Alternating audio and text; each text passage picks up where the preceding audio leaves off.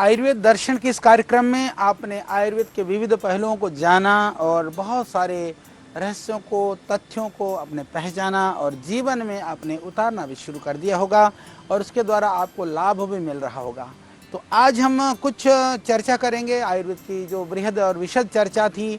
लगभग हम आपको समझा चुके हैं, बता चुके हैं, हमने बहुत बार बताया है। तो आज आयुर्वेद के अनुसार जो स्वास्थ्य रक्षक जो आरोग्य सूत्र हैं, यानी कि संक्षिप्त रूप में यदि हम बात करें कि आप कहें कि आचार्य जी आयुर्वेद के पूरे सिद्धांत को, आयुर्वेद के जो मर्म को आप एक दिन में, एक बार में आप समझा दो। हालांकि इस आयुर्वेद की इस मर्म को इतने संक्षिप्त में समझना कठिन है। पुनरअपि जो थोड़े आप आयुर्वेद से जुड़े हैं और जो जिन्होंने इतनी मेरी बातों को सुना है, तो हम कह सकते हैं कि आप ज़रूर अब उसको एक उन चीज़ों को पुनरावृत्ति के लिए, रिपीटेशन के लिए, याद करने के लिए ज़रूर यह बात मैं आपको संक्षिप्त में बताने का प्रयास करूंगा। और जिन्होंने उन कार्यक्रमों को नहीं देखा है, मुझे विश्वास है आज की ये जो आयुर्वेद अनुसार स्वस्थ रक्षक आरोग्य सूत्र को सुनने के बाद में ज़रूर आपका मन करेगा कि मैं उन सारे कार्यक्रमों को, उन एपिसोडों को देखूं। आयुर्वेद कहता है कि रात्रि को जल्दी सोना और सुबह जल्दी सूर्योदय से पहले उठना स्वास्थ्य के लिए सर्वोत्तम है। स्वास्थ्य का अर्थ केवल स्वस्थ होना ही नहीं है, अपितु तो मन और मस्तिष्क का प्रसन्न रहना भी है। मन प्रसन्न रहने के उपाय जो है हम योग और आयुर्वेद के द्वारा ही प्राप्त कर सकते हैं। प्रातःकाल उठने के बाद कुछ समय 10-15 मिनट तक कहा कि इष्ट देव का ध्यान करना, सुबह उठ करके प्रभु का स्मरण करना, वह हमारे जीवन में प्रसन्नता और शांति प्रदान करता है। और स्वस्थ रहने और रोगों से बचने के लिए क्या करना चाहिए? सदा जो पथ्य है, जो हमारे लिए खाना चाहिए, जो हितकारी है उसको ही खाना चाहिए। जो अपथ्य है, जो अहितकारी है, उसका सेवन नहीं करना चाहिए। और जो अपथ्य वाले जो व्यक्ति है, उसको जो है दवाइयाँ जल्दी काम नहीं करती है, आप जल्दी ठीक नहीं हो सकते हैं, इसलिए ध्यान रखना चाहिए। भोजन करते समय मन बहुत शांत होना चाहिए और प्रसन्न रहना चाहिए। सारे दिन में कम से कम भोजन का समय को मनुष्य अपने लिए सुरक्षित रख करके ही करना चाहिए। उस समय पर हल्ला गुल्ला, टेलीविज़न आदि नहीं होना चाहिए, चलता हुआ नहीं होना चाहिए, झगड़ा भी नहीं करना चाहिए। भोजन यदि कोई सुस्वादु नहीं बना हुआ है तो उसके लिए भी टीका टिप्पणी नहीं करना चाहिए। भोजन सदा समय पर करना चाहिए। पहले खाए हुए भोजन हजम हो जाए, पच जाए, फिर खा लेना। किसी का मन रखने के लिए अपना पेट खराब मत कर लेना। आयुर्वेद का जो सुनहरी जो नियम यही कहता है, भूख लगने पर ही मित भोजन करें, अन्यथा उपवास लंघन कर लें। रात्रि के समय पर दही बिल्कुल मत खाइएगा। दिन के समय पर जो है कभी खाना भी पड़े तो थोड़ी ग्रीष्म ऋतु को छोड़ करके थोड़ा बहुत जो सोने के लिए भी निषेध किया गया है। दही तो खाना नहीं है, पर सोने के लिए भी आपको दिन में नहीं सोना है। रात को दही नहीं खाना है, दिन में आपको नहीं सोना है। व्यायाम करना है, बहुत ज़रूरी है और ये दिनचर्या का अंग बना लें। जैसे आप दिन में खाते हैं, पीते हैं, शौच जाते हैं, दूसरी क्रियाएं करते हैं, तो व्यायाम जरूर करिए, पर शारीरिक शक्ति से न ज़्यादा करना है न कम करना है। जितना ज़रूरी है उतना ही करें। और मोटापा और दुबलेपन दोनों ही अवांछित हैं, दोनों ही ठीक नहीं है, परंतु मोटापे को अपेक्षाकृत और ज़्यादा बीमारी के लिए कारण माना गया है। ध्यान रखिए इससे मोटापा ना बढ़े, सावधान रहें, मोटे नहीं होना है आपको। रोग को कभी भी छोटा नहीं समझना चाहिए। रोग और शत्रु को छोटा ना समझने के लिए शास्त्रों में बार बार ये बात चाणक्य जी भी कहते हैं। ध्यान देने पर सामान्य रोग भी भयंकर हो, ध्यान न देने से सामान्य रोग भी भयंकर हो जाता है। इसलिए ध्यान दे करके भयंकर होने से पहले चिकित्सा कैसे करें ये हम आपको बता चुके हैं। स्वास्थ्य के लिए जो हितकारी भोजन है उसका सेवन कर लीजिए, मौसम के अनुसार खाएं और भूख से न ज़्यादा भोजन कभी भी ना करें, थोड़ा सा कम खाएं तो वो लाभकारी रहेगा। सुबह उठ करके 1-2 गिलास पानी गुनगुना पिएं, इसको उषापान कहते हैं। गुनगुने पानी में थोड़ा सा नींबू या थोड़ा सा शहद मिला करके पीने से ज़्यादा लाभ होता है। खाली पेट चाय, कॉफ़ी वगैरह बिल्कुल भी ना पिएं। मल त्याग करते समय दांतों को दबा कर, भींच कर जो है मुंह बंद करके रखना चाहिए। मल त्याग करते समय कई लोग तो ब्रश वगैरह लेकर के भी बैठ जाते हैं टॉयलेट सीट में, वो खतरनाक है। और लैट्रिन करते समय मुंह खुला रखना भी हानिकारक है। सुबह मुंह में पानी भर करके ठंडे जल से आंखों में छींटे मारी है और अंगूठे में से मुंह में स्थित तालू की जो अंगूठे से सफाई कर लेना चाहिए। आँख, नाक, कान, गले के रोग नहीं होते उससे। स्नान करने से पहले दोनों, जैसे हमने कहा कि पैरों के अंगूठों में थोड़ा सा, हाथ पैरों में थोड़ा सरसों का तेल की मालिश करते हैं, तो कहा कि इससे नेत्र ज्योति कमज़ोर नहीं होती है और इससे जो है बुढ़ापा भी नहीं आता है।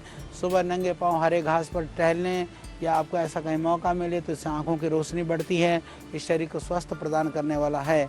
सप्ताह में एक दिन यदि पूरे शरीर में तिल या सरसों का तेल का मालिश करते हैं तो इससे शरीर में ताकत और शक्ति की वृद्धि होती है। रात को सोने से पहले प्रत्येक बार भोजन करने के बाद दांतों के बीच में फंसे के अन्नों को कणों को कुल्ला जरूर करनी चाहिए। भोजन करने के बाद में टिश्यू पेपर से पोंछ करके नहीं निकल के भाग जाना। ब्रश ना भी करें, मुंह में डाल करके पानी बार बार पूरा मुंह को साफ करके कुल्ला जरूर कर लेना चाहिए। नहाने के पानी में थोड़ा सा नींबू के बूंद निकाल कर टपका दें तो उससे पानी बहुत अच्छा बन जाता है। या नींबू को काट करके छोटे टुकड़े को थोड़ा सा 5 मिनट पहले डाल दें तो बहुत अच्छा रहता है। तो आपको नहाने के पानी के अंदर बाकी कोई सुगंधित द्रव्य की जरूरत नहीं है।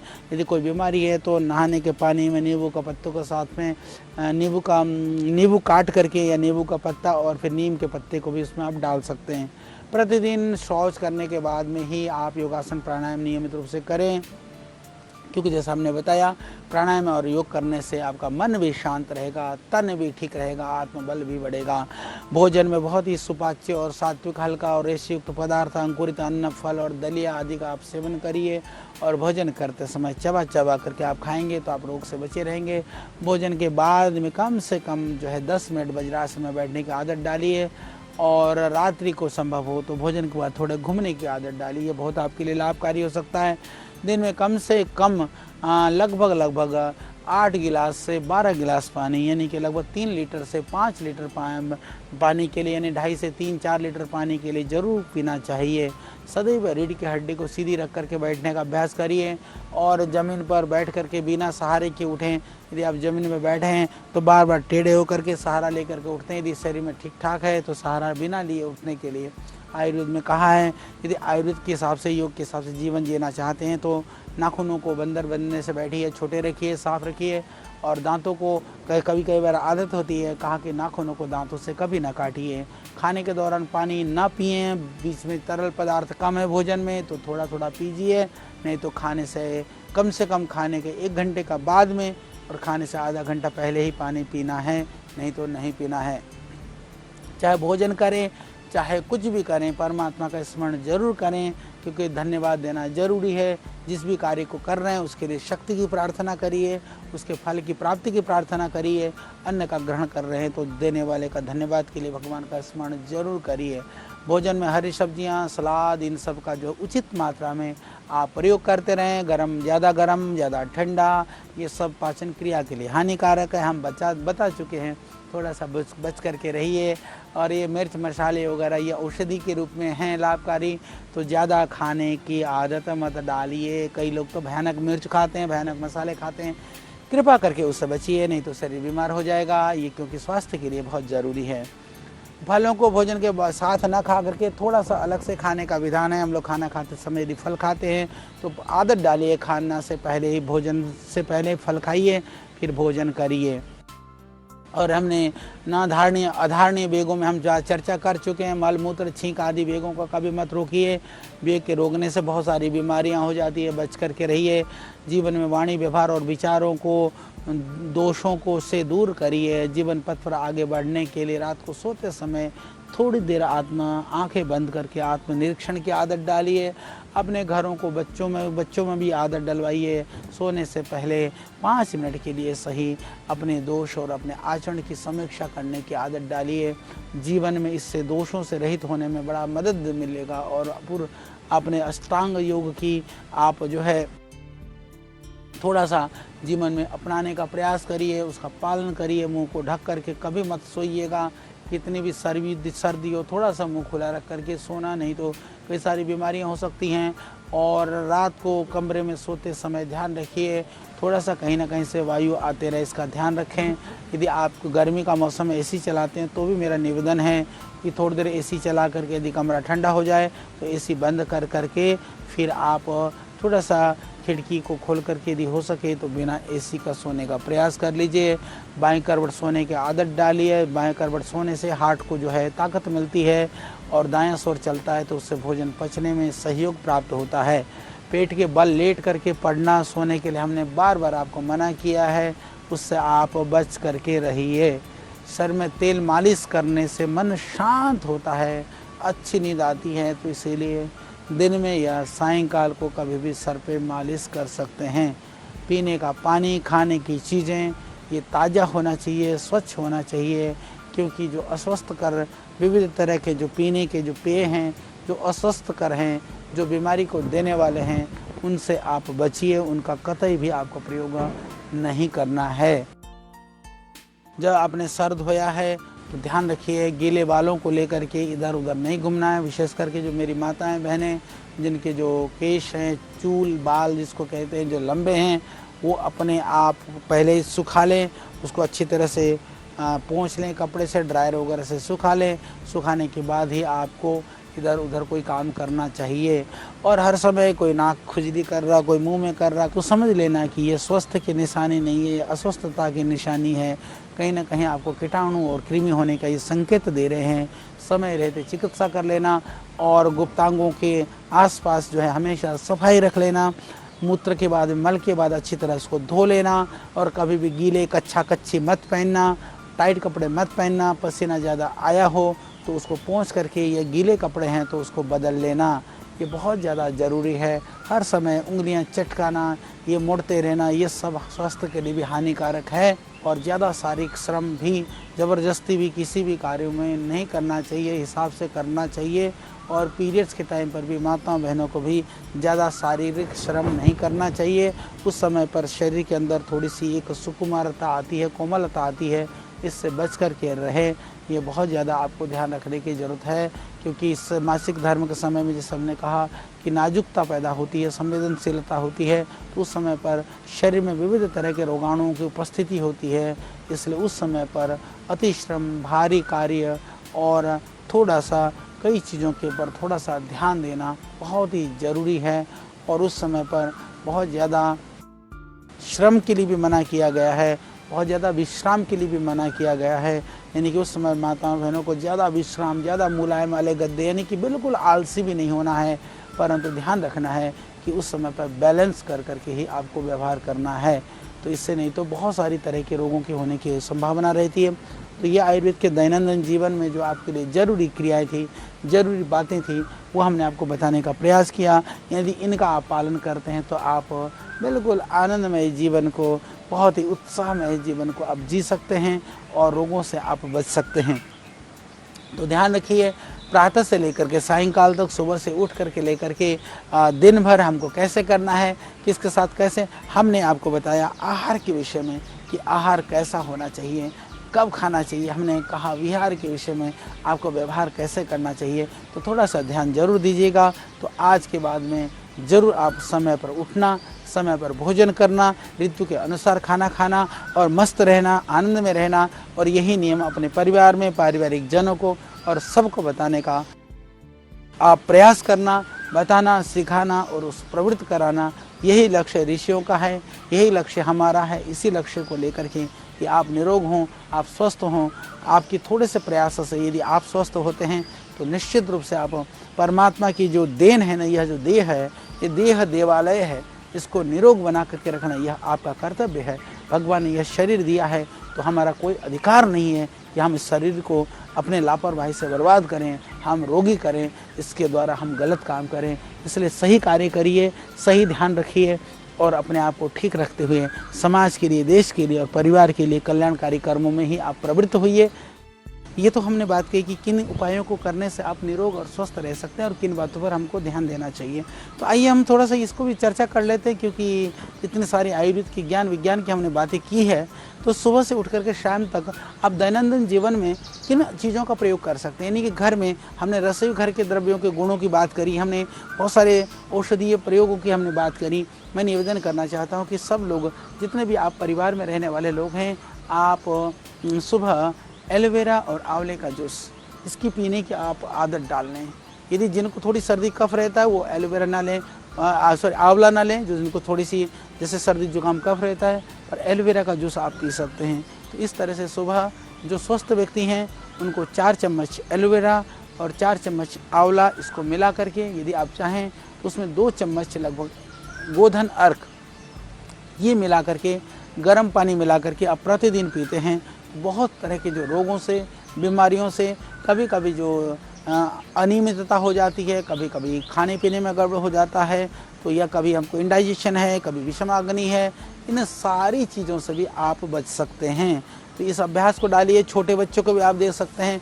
कई लोग पूछते हैं आचार्य जी ये कितने दिन लेना चाहिए, कब तक लगा? इसको लगातार आप ले सकते हैं, इसमें कोई ऐसा नहीं है, इसमें कोई भी हानिकारक चीज़ नहीं है, किसी भी तरह से ऐसा नहीं कि इससे कोई आपको किसी तरह से कोई नुकसान होगा, कतई भी नुकसान नहीं होगा। आप लगातार ले लीजिए। इसी तरह से जिनको गैस बनती है, कब्ज रहता है, या कभी कभी पेट साफ़ नहीं होता है, उनको भी रात को इसी से पेट वगैरह साफ़ भी होने लगेगा। यदि ऐसा कभी लगे तो रात को आप त्रिफले का सेवन आप कर सकते हैं। त्रिफला जो है वो पेट साफ़ करने के साथ साथ में आपके आंतों में जो सड़ा हुआ मल है उसको भी निकाल लेता है, आंतों को ताकत भी प्रदान करता है। परंतु त्रिफला चूर्ण आदि को लगातार लंबे समय तक लेने से वो आंतों में खुश्की हो सकती है। इसीलिए जो आंवला और एलोवेरा का जो जूस है उसको आप लगातार ले सकते हैं, कोई नुकसान नहीं है। कई बार लोग कहते हैं कि सामान्य जनरल टॉनिक के रूप में हम आयुर्वेद में हम क्या खा सकते हैं, क्या लेना चाहिए, उनके लिए भी मैं निवेदन कर देना चाहता हूं कि बॉडी के अंदर जो डिटॉक्सिक करने के लिए, शरीर की रोग प्रतिरोधक क्षमता को बढ़ाने के लिए, सब तरह के जो वायरल और बैक्टीरियल डिजीज़ को ख़त्म करने के लिए आप इसकी गिलोय का काढ़ा पी लें, या गिलोय का काढ़ा नहीं तो गिलोय घनबटी 2 गोली आप सुबह प्रातःकाल जरूर लिया करें। 2 गोली यदि आप गिलोय की खाते हैं तो इससे बहुत तरह की बैक्टीरियल और वायरल डिजीज से बच सकते हैं। गिलोय की जो वटी है वो भी आप लगातार खा सकते हैं, और वटी नहीं खानी है, ताज़ी गिलोय है, यदि आपके पास जगह है तो गिलोय को उगा लीजिए, उगा करके उसकी जो बेल है, लता है, उसमें से अंगूठी भर मोटी जो है उसकी इतनी चौड़ी कर करके कूट करके उसमें थोड़ा सा तुलसी का पत्ता भी डाल दीजिए, काढ़ा बना करके पूरा परिवार को पिलाइए। सारे परिवार को आप पिलाएंगे तो उससे आप बिल्कुल रोग मुक्त रहेंगे, आप पूरी तरह से उससे बहुत सारी बीमारियों से बच सकते हैं। इसी तरह से जिनको थोड़े बहुत हार्ट वगैरह की परेशानी है, घबराहट होती है, दिल घबराता है, परेशानी होती है, तो वो भी अर्जुन का छाल का काढ़ा आयुर्वेदिक चाय की तरह से, हालांकि हम लोग दिव्य पेय बनाते हैं, दिव्य पेय चाय की जगह पर आप दिव्य पेय पीजिए। जैसे हमने कहा कि चाय कॉफ़ी आपके लिए लाभकारी नहीं है, दिव्य पेय कोई ज़रूरी नहीं कि पतंजलि का ही पीना है, तो आप उसके लिए बना करके ले सकते हैं। उसमें इलायची डाल दीजिए, लौंग डाल दीजिए और तुलसी डाल दीजिए, मुलेठी डाल दीजिए, अर्जुन के छाल को उचित मात्रा में मिला करके आप काढ़ा बना करके भी पी सकते हैं। प्रातः सायं इसका सेवन करने से आप स्वस्थ रह सकते हैं। जनरल टॉनिक के रूप में जो स्वस्थ हैं वो लोग च्यवनप्राश का सेवन कर सकते हैं, और आप उसको आदत डाल सकते हैं। नियमित रूप से च्यवनप्राश भी सर्दी में भी खाया जा सकता है। हालांकि सर्दी में च्यवनप्राश खाया जा ही सकता है, गर्मी में भी यदि आपको सर्दी जुकाम कफ वगैरह या इस तरह की कोई बीमारी है तो आप खा सकते हैं। एक अमृत रसायन करके हमने बनाया विशेष करके गर्मी के लिए, दिमाग के लिए, बच्चों के लिए, उसका भी आप सेवन कर सकते हैं। यदि आपको चाहिए दिमाग की बहुत ताकत चाहिए और शक्ति चाहिए तो हमारी मेधावटी है, वो अद्भुत है। यदि आपको नींद नहीं आती है, बहुत टेंशन होती है, यदि परेशानी होती है, आप मेधावटी का सेवन कर सकते हैं। अश्वगंधा रिष्ट है, बहुत ही लाभकारी है। जिनको नर्वस सिस्टम की प्रॉब्लम है, जिनको डाइजेशन की प्रॉब्लम है, जिसको दिमाग में भारीपन रहता है, थकान रहती है, परेशान रहते हैं, उनको अश्वगंधा रिष्ट पीना चाहिए। और यदि आपको कई बार वीकनेस बनी रहती है, थकान है, टूटन है शरीर में, आपको जनरल और सस्ती जनरल टॉनिक चाहिए, तो हमारे यहाँ हमने रिसर्च करके देखा है, वो आपको अर्थराइटिस से बचाए, जोड़ों को दर्द से बचाएगा, आपको सेक्सुअल टॉनिक के रूप में भी काम करेगा, मसल्स और शक्ति और आपको ताकत भी प्रदान करेगा। अश्वशिला हमारा कैप्सूल है, वो बहुत ही अद्भुत है, पतंजलि का अश्वशिला कैप्सूल का भी आप लगातार आप सेवन कर सकते हैं। या थोड़ी मात्रा में शिलाजीत भी आप दूध में डाल करके ले सकते हैं। गर्मी में थोड़ी कम लेना, सर्दी में थोड़ी सी ज़्यादा मात्रा में भी ले सकते हैं। और बादाम पाक भी जनरल टॉनिक के रूप में बहुत बढ़िया है, आप नियमित रूप से खा सकते हैं। जो जिस तरह के दूध में आज लोग बाज़ार के जो विविध तरह के जो ये जो दूध में डालने वाले अलग अलग तरह की चीज़ें होते हैं उसको डालते हैं, ये इसकी जगह पर यदि आप बादाम पाक दूध में डाल करके बच्चों को पिला देते हैं तो बहुत ही बेहतरीन है, बहुत ही उत्तम है, स्वास्थ्य के लिए, दिमाग के लिए, शरीर के लिए और सेहत के लिए। मूसली पाक है, आपको थोड़ी कमजोरी फील होती है, आप थकान फील करते हैं, तो आप मूसली पाक को भी 1-1 चम्मच दूध के साथ आप ले सकते हैं। वो बहुत ही लाभकारी है, बहुत ही गुणकारी है। जनरल टॉनिक के रूप में आपको कभी यूरिन में जलन होती है, परेशानी होती है, थोड़ी थोड़ी आप सिम्टम्स देखते हैं, आपको डर लगता है कि कभी मेरे को डायबिटीज़ ना हो जाए या हेरिडिटी में डायबिटीज़ है, तो आप चंद्रप्रभावटी भी 2-2 गोली सुबह शाम नियमित रूप से खा सकते हैं। तो ये औषधियाँ ऐसी हैं आयुर्वेद के अंदर जो बीमार होकर के खाना जरूरी नहीं है, शरीर को ठीक रखने के लिए, और आप चाहते हैं कि मैं बीमार ना पड़ूं तो भी इन औषधियों को घर में ज़रूर रख लीजिएगा। इसी तरह से दर्द वगैरह होता हो, जैसे पतंजलि का बाम है, पिंडांतक तेल है, आपके बालों के लिए केश कांति तेल है, आँखों के लिए जो दृष्टि है, यानी इस तरह के जो रसायन और टॉनिक हैं जो आपके स्वास्थ्य को बनाए रखने के लिए जो लाभकारी तत्व हैं, इनका आश्रय जरूर ले लीजिए, क्योंकि इन छोटी छोटी चीज़ों के प्रयोग से हो सकता है कि आप बड़ी बड़ी बीमारियों से बच जाएं और उन बीमारियों से बचने में ये आपके लिए मददगार साबित होंगे। इसलिए हमने इन कुछ द्रव्यों का, कुछ गुणों की चर्चा की है और इसके अतिरिक्त खाने में, आहार में ध्यान देना बहुत ज़रूरी है। जैसे हमने सुबह कहा कि सुबह उठ करके आप यदि लौकी, करेला, खीरा का जूस निकाल करके भी पी लेते हैं तो जब डायबिटीज़ के पेशेंट है उनके लिए वो लाभकारी है। आप स्प्राउट खाते हैं, अंकुरन खाते हैं, तो मेथी को भिगो करके इसको स्प्राउट बना करके लेना भी लाभकारी है। तो ये छोटी छोटी चीज़ों का आप ख्याल रखें, छोटी छोटी चीज़ों का आप ध्यान रखें और औषधि के रूप में जो दैनंदिन जीवन में जिनका प्रयोग करना चाहिए, जो मोटी मोटी जो चीज़ें थी जो मुझे स्मरण में आई, मैंने आपको बताने का प्रयास किया। इसका ध्यान रखिए, ध्यान रख करके आप बिल्कुल आनंदमय जीवन जिएं। यही हमारा लक्ष्य है कि आप और आपका परिवार स्वस्थ रहे, इसी के लिए ही हमारा ये प्रयास है। और रात्रि को दूध में भी थोड़ा सा जितना हजम होता है उतने लोग दूध पिएं। यदि आपको ज़्यादा हजम नहीं होता है और यदि आपसे भारीपन रहता है तो रात को दूध मत पीजिए। और केमिकल युक्त चीनी और नमक से बिल्कुल बचिए, ये बिल्कुल भी शरीर के लिए लाभकारी नहीं है। खाना भी हो तो आप गुड़ का सेवन करिए, शक्कर का सेवन करिए और शुद्ध घी का सेवन करिए। और रात को थोड़ा सा सर पे मालिश कर करके आनंद के साथ, और रात को नींद कम आती है तो जैसे मैंने पहले भी बताया था, पैरों को धो करके पहुँच करके आप सोइए, नींद भी आएगी। प्रार्थना पूर्वक सोइए, उस प्रभु का धन्यवाद करते हुए सोइए जिसने जीवन दिया है। वो आपको निद्रा भी देगा, सुख भी देगा, आनंद भी देगा, शांति भी देगा। तो आपको हमारी बहुत शुभकामनाएं। ये आयुर्वेद दर्शन कार्यक्रम आपको ज़रूर अच्छा लगा होगा। बाकी और भी इस तरह की जानकारियों के साथ में हम आपके बीच में उपस्थित होते रहेंगे। तब तक के लिए आप मुझको दीजिए विदा। नमस्ते, ओम, प्रणाम।